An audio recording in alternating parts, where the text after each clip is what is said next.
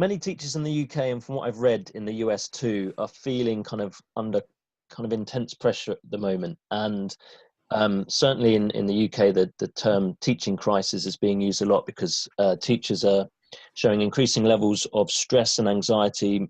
There's very high attrition rates, lots of teachers leaving teaching at the moment. Yeah.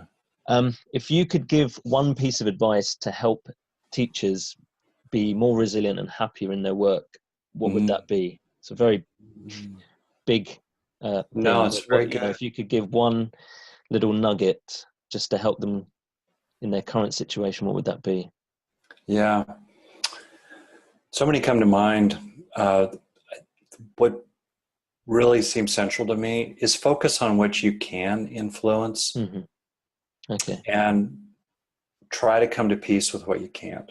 I mean, I think that there's so much about life as a classroom teacher. It's true in the US as well. It's a prescription for madness.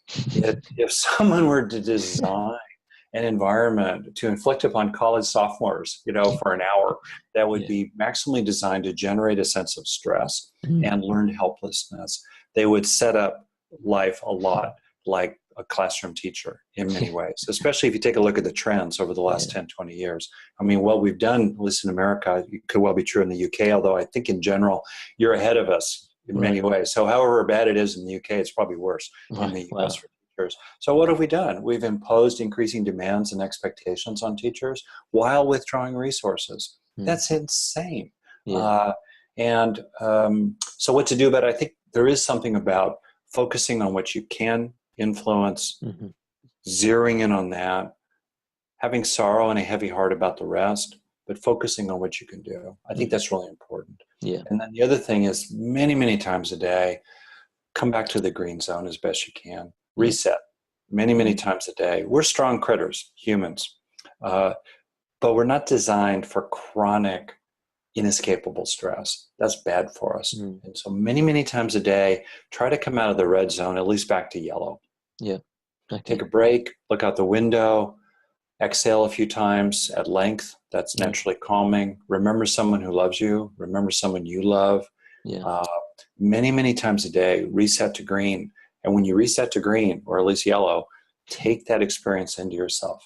And increasingly, you'll develop a core of calm strength. And even though around the edges, you could well be frazzled and irritated and exasperated and are you kidding? In your core, there's this fundamental quality of contentment and love and inner peace that's undisturbed.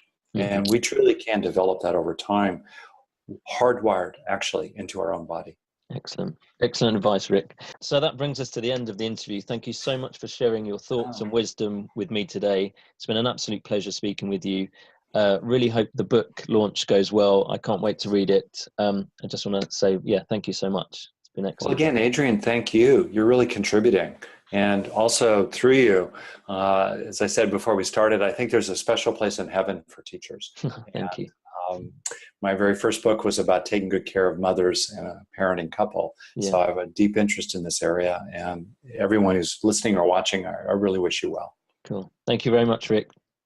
Take care.